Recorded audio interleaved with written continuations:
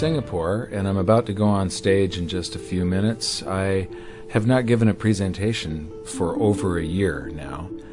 I was in a little fender bender a while back, and so I took a little bit of time off. There's this sense of urgency now. The global dollar standard was put in place by a series of accidental events that were very fortunate for the United States because it gave us an advantage over the rest of the world. But our politicians over the past decade or so have abused this privilege as though it was their birthright. And now the rest of the world are turning their backs on the US dollar standard. This is going to cause a financial calamity the likes of which we've never seen before, and it's going to be devastating for most people. I don't want this to happen, but the damage has already been done. So I'm going around trying to alert people and show them how they can protect themselves and turn this into a great opportunity for themselves. There's always one result from what we are doing right now, expanding the currency supplies all over the planet. There's one result, and that is higher gold and silver prices. I love America, at least the America that the Founding Fathers created, and I'm hoping that people get interested in this so that they'll see that what made America great is the answer to our problems, to get back to free markets, free people, and sound money. Our own history proves that this is the road to maximum prosperity. We are entering a period of financial crisis that is the greatest the world has ever known. The wealth transfer that will take place during this decade is the greatest wealth transfer in history. Wealth is never destroyed, it is merely transferred, and that means that on the opposite side of every crisis there is an opportunity. The great news is that all you have to do to turn this crisis into your great opportunity is to educate yourself. I believe that the best investment that you can make in your lifetime is your own education. Education on the history of money, education on finance, education on how the global economy works, education on how all of these guys, the central bankers, the stock market, how they can cheat you, how they can scam you. If you learn what is going on and how the financial world works, you can put yourself on the correct side of this wealth transfer. Winston Churchill once said that the further you look into the past, the further that you can see into the future. This program is all about creating your own crystal ball, being able to gaze into the future, being able to change this crisis, the greatest crisis in the history of mankind, into your great opportunity.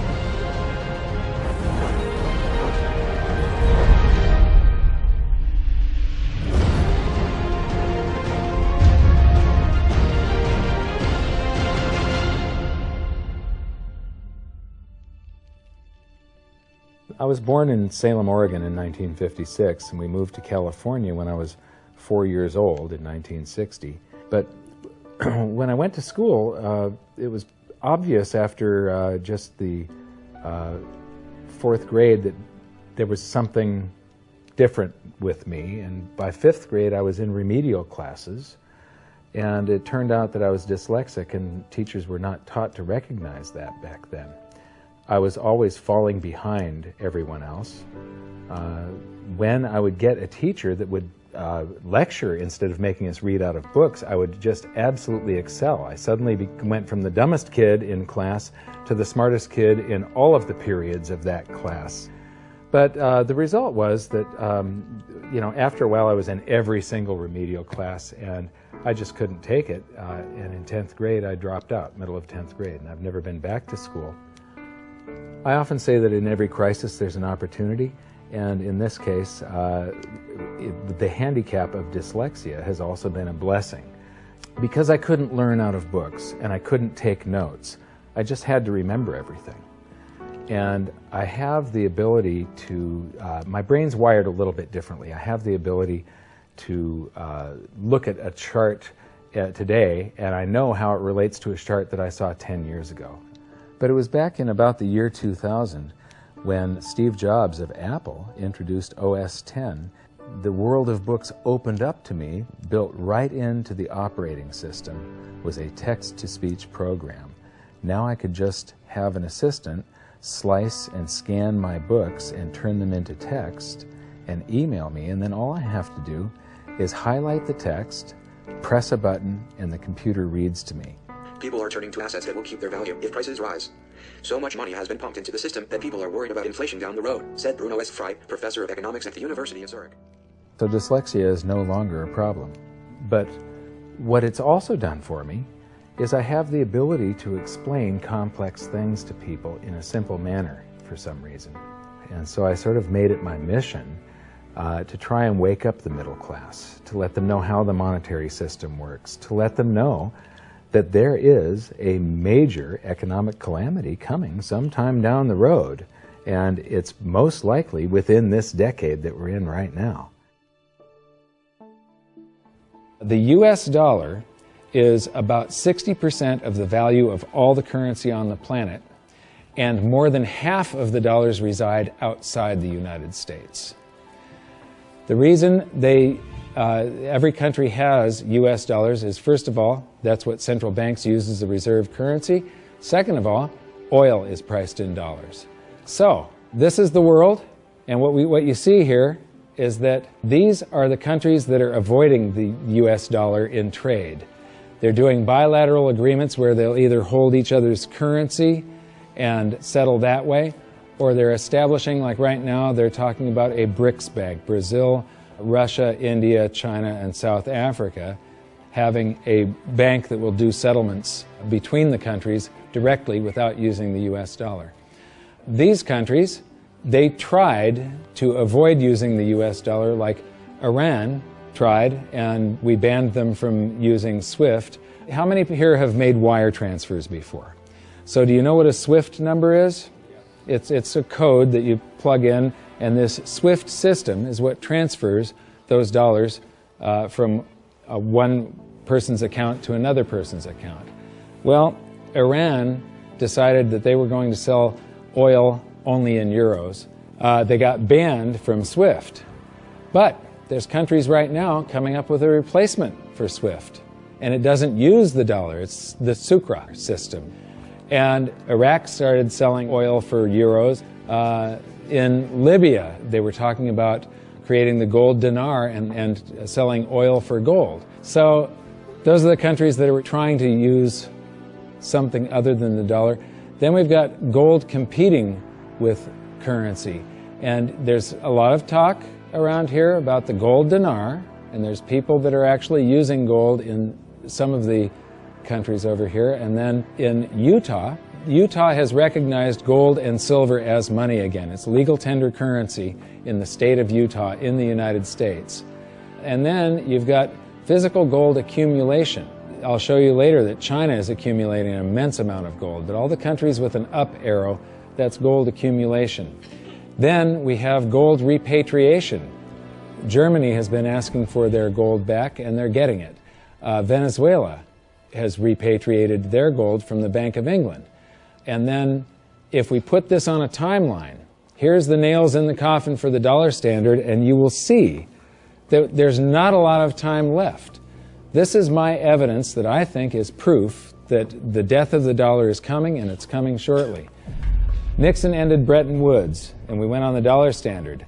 Then the first nail in the coffin is Iraq sells oil in euros. The crisis of 2008, and we added 1.25 trillion to our base money in the United States. As we add to the base currency, people get worried about inflation. They start rushing toward gold and silver. Iran ends oil sales in dollars, and they're taking commodities in trade for oil. They're taking, in Turkey, they take the local currency and then buy gold in Turkey and export the gold to Iran. So they're basically selling oil for gold. They do the same thing with India. QE2, quantitative easing, that's more currency printing in the United States. Libya, China and Russia bypassed the dollar. They did a bilateral trade agreement where they hold each other's currency, and they do direct debt settlement without having to wire transfer US dollars. Chinese president just recently said that the dollar as the world's reserve currency is a product of the past. Utah recognized silver and gold as money. China and Iran bypassed the US dollar with a bilateral trade agreement. Venezuela repatriates its gold. China and Japan trade directly. India and Japan bypass the US dollar. Russia and Iran trade directly. Iran sells India oil for rupees and commodities. China and Brazil trade directly. Swiss citizens demand gold repatriation. African countries ban the dollar. In Zambia, you can go to jail if you use US dollars. Quantitative easing number 3. They have announced at the Federal Reserve that they're starting with $40 billion of currency that they're creating each month, and now it jumps to $85 billion. That's more than $1 trillion a year. And remember, it took 200 years to go from no dollars to 825 billion, and now they're going to create $1 trillion every year. Iran trading energy for gold. Singapore removes tax on money. Germany repatriates 150 tons of gold from the New York Fed. The citizens of Netherlands demand gold repatriation. Ecuador repatriates part of its gold reserves. Austrian citizens demanding gold repatriation. China acknowledges fundamental market shortage of gold. And now the Fed is increasing the rate of printing. I said from 40 to 85 billion every month, just over $1 trillion per year. So those are the nails in the coffin for the dollar standard. And if you noticed, they're all speeding up and they're all happening right now. You don't have a whole lot of time. And if you wait too long, then the opportunity is gone. It's going to fail. Why is the dollar sacrosanct? Why is it not going to happen to the US dollar? Well, it will. People think, oh no, it's high technology, or we have computers now, or the internet. And these are ridiculous arguments. The truth is, all fiat currencies have failed, and there's no reason why this one won't. What worries me again so much is that it's a global situation. And so it's going to cause problems on a global basis. And it's a trust breaking down. And you're already seeing the trust breaking down, as I said earlier, because you're seeing different countries exchange directly with each other's currencies, circumventing the dollar. You're seeing that in oil. You're going to see it more and more. And people are just going to opt out of the dollar. And you'll probably get to a point before the whole thing collapses entirely where the dollar is more or less used internally in the United States and externally is not used as much, because there'll be a lot of agreements made between nation states outside of the United States that will want to use each other's currency and not the dollar. This isn't going to be pretty when it happens. I am not an end-of-worlder or a doomsday guy. All you can do is play the hand that you are dealt. If we go to a new monetary system, and I think it's absolutely inevitable, there's just too much energy built up in this one that has to release. It has to come crashing down somehow. When that happens, there's an enormous wealth transfer for people that are on one side of the bet or another. And people don't realize that whether they think they are making a bet or not, they are making the bet.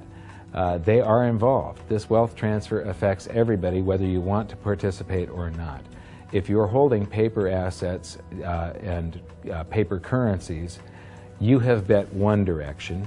If you're holding gold and physical assets, you've bet the opposite direction. So these are changes in Chinese holdings. They are accumulating gold. They are getting rid of U.S. Treasury bonds. This is gold held in China. The green line is the cumulative gold. That's on this side, this scale. So it's gone from about 700 tons to almost 6,000 tons just since the year 2000. So this is their central bank holdings. This is their mine supply. But this is, and my researcher put all of this data together. You're the first people to see this.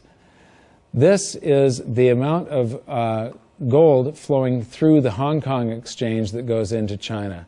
And the past couple of years here, they have ramped up their buying. They know that the dollar standard is coming to an end, and they are protecting themselves, and you're probably going to see gold-backed renminbi someday, the yuan. So this is an interesting chart. Changing global influence. So this is the correlation to this basket of currencies. This basket of currencies, if you add them all up, they're trading up or they're trading down.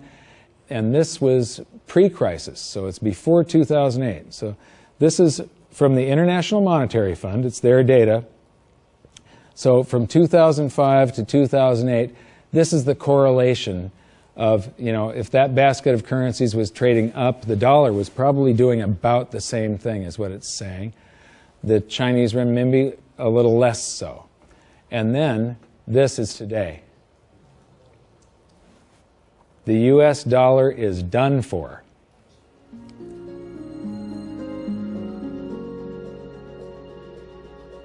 I don't think there's any question we're heading for a new monetary system. The question is, what will it consist of? The four choices are sort of a world of multiple reserve currencies. And Barry Eichengreen, Berkeley, is the leading proponent of this, or leading scholar on this topic. The problem with that, and where I disagree with Eichengreen, is there's no anchor in that system. We did have multiple reserve currencies before in the 1920s. He's right about that, and it was sterling and the dollar, but they were both anchored to gold. And in the post-Bretton Woods world, since 1944, it's been one reserve currency, which is the anchor, and it was anchored to gold until 1971. Since then, the dollar has been detached from gold, but all the other currencies are still linked to the dollar. So at the end of the day, we've had an anchor of some kind. We've never had a world of multiple reserve currencies with no anchor. I'm not sure that's that stable. The SDR is the second choice. The SDR is a basket currency sponsored by the IMF. At least for the time being, it's also printed money. The IMF literally prints the SDRs and ships them out to the members, and their reserves go up, exactly the way the Fed creates money and bank reserves go up. But it's not backed by anything. Third choice is gold, some variation on the gold standard. And the fourth choice is what I call chaos, which is that nobody does anything. There's a lot of wishful thinking, there's a lot of denial, there's a lot of delay, and we get to the point where people just totally lose faith in paper currencies, go to hard assets, and we have a sequential collapse of paper currencies around the world, at which point governments will have to react with emergency measures. And that could include coercion, confiscation, various sorts of freezes on paper assets. It could be a lot of things in that scenario. So to me, it's multiple reserve currencies, SDRs, gold, or chaos. I favor gold, but I fear that we may get chaos. I've talked about every 30 to 40 years the world has a new monetary system. And the thing is that over the years, governments and the banks have basically screwed us more and more and more. And these new currency systems are always created by the same idiots that created the last one that fell apart. It's the big banks, it's the central banks, and it's governments that are creating these new systems each time. And each time, the system they come up with is a system that cheats the population more and enriches the government and the banks more. It's a system that transfers wealth at greater and greater speeds. This one is going to fall apart just like all of the others. There's a difference this time, though. There's the internet. People are connected all over the world. Information is spreading, and people are getting educated. So I'm hoping that we go back to gold. Not a gold standard. Gold standards suck. I did a video on that. With a gold standard, there's supposed to be a certain amount of gold in the vaults for each unit of currency. In other words, it's a 1-to-1 ratio is the way it started. And then they print more receipts than gold that exists. So if we have gold standards, we're going to get scammed again. If we used gold and silver, if the public gets educated enough before all of this happens, if we went back to gold and silver, then governments can't scam us. It limits their ability to transfer wealth from the population to the government and to the banks. A lot of people say that you can't use gold and silver today because they're too heavy and bulky, and it's completely wrong. You could put gold and silver in a vault, and you could make payments to somebody by transferring ownership of nanograms, grams, or ounces of gold and silver from one person's account to another by means of a check, a credit card, or even your cell phone. If we go back to a gold-backed currency, gold-backed US dollar, at that point, I think the minimum scam that the US could get away with, which means the minimum number of dollars in existence that they could make convertible into gold, would be the dollars that are held in foreign central banks. That would be similar to the Bretton Woods system that we had from 1944 to 71. Well, I did some analysis on this when I was writing the book back in 2005, and back then it required $20,000 an ounce gold for the Treasury to have enough gold to cover those dollars, or the New York Fed actually. And if they were going to back all of the dollars, you're talking gold measured in the hundreds of thousands of dollars per ounce. There just isn't that much gold, and there's a whole lot of currency. We keep on printing it every minute of every day.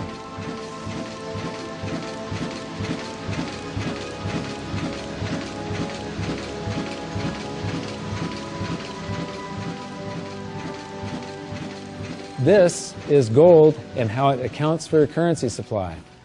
This is our base money in the United States, which was gold back here from 1900 until the Federal Reserve. The amount of currency in circulation in gold were the same. And then we established the Federal Reserve, and we inflated for World War I, and we had more currency in circulation than we had gold to back it. There were some bank runs in the 30s. Then Roosevelt unpegged the dollar from gold, and gold's value rose from $20 an ounce to $35 an ounce, and when it did, the value of the gold held at the U.S. Treasury rose to meet the value of all the currency that was printed in the meantime. Here's the same chart again, but now I'm taking it out to 1971, and what you see is these gold inflows during World War I. During World War II, it's another 117% gold increase. This is what made the United States a superpower. It's all financial. It isn't our war machine necessarily. It's all the gold inflows that we got because everybody else was at war and we were isolated from it. And they had to pay us for all their consumer goods and so on. And then we jumped into the war and we inflated. And then in about 1959, countries started figuring out that we didn't have all the gold. You know, we were printing more dollars than gold that we had to back it. And under the Bretton Woods system, they could go to the New York Fed and turn in their dollars for gold at $35 per ounce. Only foreign central banks. Individuals couldn't do that. So gold started flowing out, and the U.S. lost 50% of its gold from 59 to 71. And in the meantime, we kept on printing currency.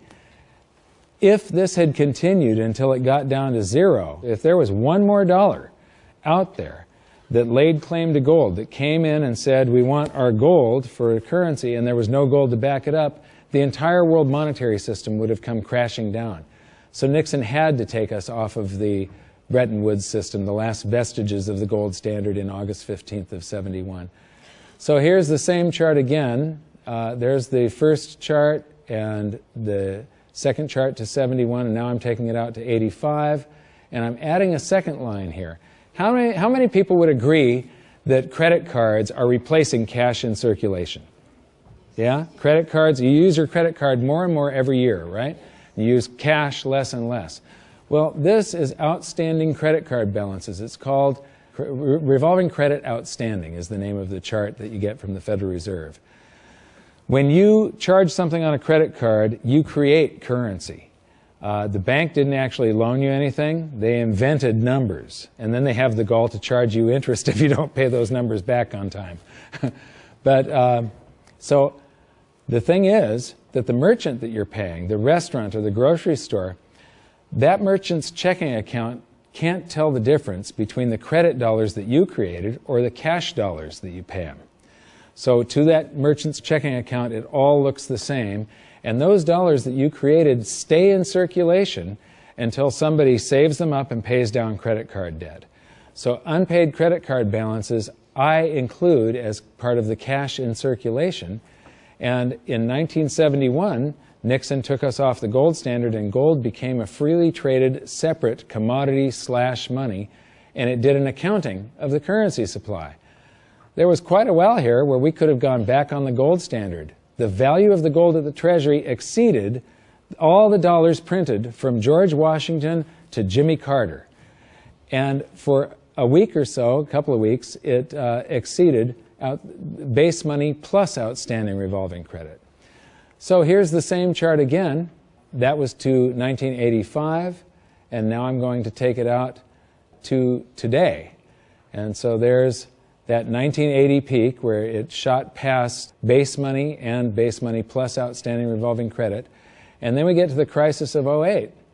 And Ben Bernanke, oh, by the way, instead of billions, we're now measuring in trillions. So we started in millions, and then it went to billions, and now it's trillions. So we did the bailouts and all the quantitative easings, and that's what the currency supply looks like today. And then they announced quantitative easing 3, which is that $85 billion a month that they're creating, and they think they're going to have to do it until about 2015. So here's the projection for gold covering the currency supply today would be $13,400 per ounce gold, for history to repeat and for gold to do the same thing that it did in 1934 and in 1980. And believe me, it shocked people in the 1970s. When gold was $35 an ounce and Nixon took us off the Bretton Woods system, all the economists were predicting that gold was going to go down because now there was going to be no more monetary demand for it. Anybody that said gold was going to go to $100 was considered an absolute lunatic, and it went to $850. It rose 24 times its price. Well, when I wrote my book, we were right here with base money. So base money plus outstanding revolving credit. It took about $6,000 an ounce for history to repeat. Today it takes $13,400, and if you include the same overshoot, remember in 1980 it didn't just cover base money, but it shot past it. $24,000 an ounce gold is what it would require to meet that. Except the Fed has announced that they're going to keep on printing currency until there's lower unemployment and the economy gets back on track. And they think till 2015. So the projected price, according to the Fed and history repeating, if the Fed does this and then history repeats and gold, the public gets afraid of what the Federal Reserve is doing and they rush toward gold and silver to protect their purchasing power, gold would have to rise from there to way up here, and that is $26,000 per ounce gold to cover. If it does the same overshoot, we're talking about $47,000 an ounce gold. Now, I don't even like to measure gold in dollars. If you measure it in a price doesn't mean anything. It's the value. How much can you buy with the proceeds? If we have deflation and some of this currency evaporates, because it's all just numbers that they type into a computer these days, if we have deflation, maybe gold peaks at $3,000 an ounce and the currency supply collapses to way down here somewhere, and the Dow is at 1,500. That means gold will still be double the Dow. You're still going to get 14 times more paper assets one day than you can buy today with them, and it's probably only a couple of years left that this is going to take, as you saw by how the nails in the coffin of the dollar standard, how they're speeding up. If we have big inflation and the Dow goes to 30,000, maybe gold will be 60,000 an ounce. And if we have hyperinflation, the Dow would be 30 trillion and gold would be 60 trillion. It doesn't matter. In any case, gold would buy you 14 times more paper assets than it does today. So these are the global assets. Here's the bond market. Here's the stock market. This is the value of real estate on the planet. And these are bank deposits, and there's gold. Now, that little slice of the pie is going to get a lot bigger in just the next few years, and it's not going to do it by a whole bunch more gold just appearing. It's going to do it by the price of other assets going down, or at least their value going down, and the value of gold going up. So the price of gold will change. That piece of the pie is going to grow. It was a lot bigger back in 1980 when gold was at $850. It's going to get a lot bigger today again, but today, as you've seen, it requires far, far higher prices. So, the death of the dollar standard. How many people here believe that I'm sort of predicting what's going on in the future here? You can see that there's a new world monetary system coming. It happens every 30 to 40 years, except this time, instead of a baby step off of gold, we've got to go from nothing back to something. It's going to be a worldwide convulsion, the scale of which has never been seen before. At the end of the day, the fundamental driver of gold, it's not so much that gold's in a bull market, it's more the dollar's in a bear market. And people say, well, how high can gold go? And my answer is, well, how low can the dollar go? The answer is the dollar can go to zero. If you divide any number by zero, the answer is infinity. So gold can go to infinity if the dollar goes to zero. Now, in the real world, something else will happen. It's not that gold becomes worth infinite number of dollars. It's more the case that the dollar just falls off the stage. The dollar gets the hook, so to speak, and you'll count gold in dollars to 5,000 to 10,000 to some point, but there will come a time when you won't count gold in dollars anymore because dollars won't count. People won't want dollars. There is so much opportunity in crisis, it is absolutely extraordinary. That's just not me saying that, that's just history. You read any amount of history, and I don't mean last week, I mean real history.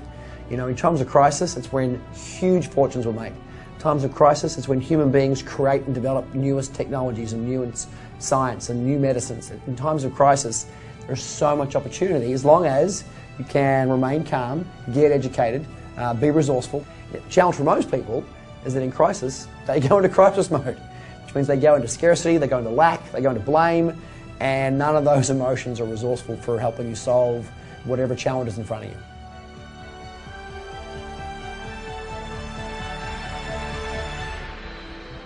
I believe that this is probably the greatest opportunity of anyone's lifetime. There has never been a situation where everything came together just like this. This is the first time in history where all the world's currencies are just fiat currencies backed by nothing.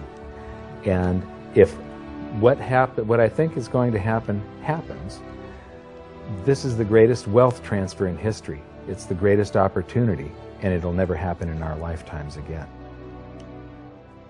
So now we've learned the following hidden secrets of money. There is a global loss of confidence in the US dollar that is accelerating rapidly.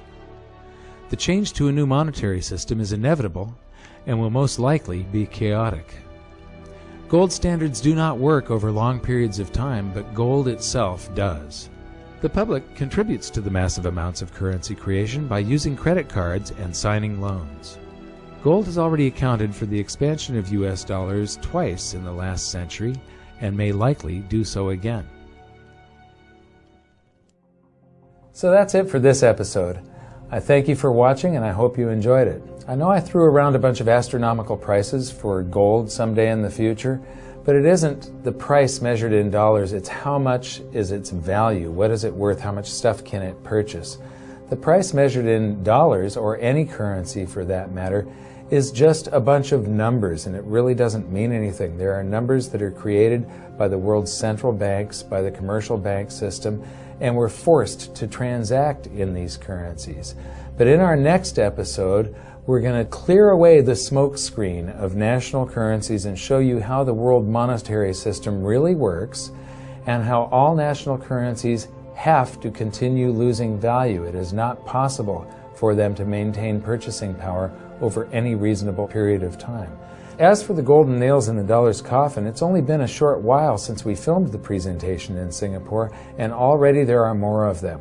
So for an update, visit hiddensecretsofmoney.com, and in your free information toolkit, there's an exclusive presentation on the latest developments of the golden nails in the dollar's coffin. Now, I know this episode was kind of serious and it might have you upset right now, but believe me, it's not all doom and gloom. As I've said many, many times before, there are these brief moments in history where the safest asset class, the safe haven investment for the last 5,000 years, also becomes the asset class that has the greatest potential gains in purchasing power, and I have bet my life on it. First, I became an investor back in 2002, and then I started telling everybody about it. I started warning them what was going to happen with the world economy and how to protect themselves, and I made it my mission to educate as many as I could. So in 2005, I wrote my book, and then I gave people a means to protect themselves and opened up goldsilver.com. I believe that my team and I have created the world's best precious metals dealership, because we don't just sell gold and silver, we are gold and silver investors.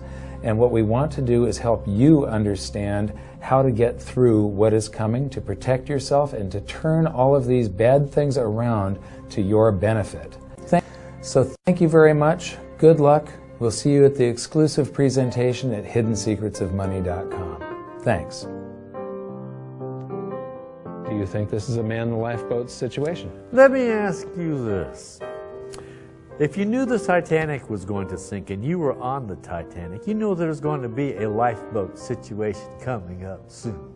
Would you like lifeboats available? That's right. Would you like to get in the lifeboat early, get a nice seat, maybe close to the water, maybe close to the food supply, right there in the middle, nice and comfy? Or you want to be one of the last ones on the boat and you're jockeying for position, you have to throw a kid out to make room for you. Yeah, so lifeboat situation, it depends how you like your accommodations on the lifeboat is whether you should be working your way towards it right now. And I would be edging my way towards it right now. Mike Maloney's Hidden Secrets of Money is made possible by the clients of goldsilver.com. Your continued loyalty and support allows us to educate the public on how to both protect themselves and benefit in the turbulent times ahead. To all goldsilver.com customers, thank you. Hidden Secrets of Money would not be possible without you.